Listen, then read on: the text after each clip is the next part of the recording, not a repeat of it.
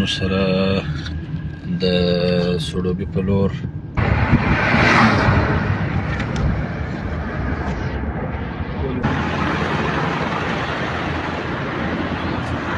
مشر ورور مو دې د خیر سره نو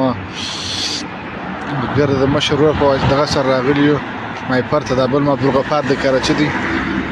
یو خو نو زه په نور ویډیو کې راغلی یم شاید شاته پاته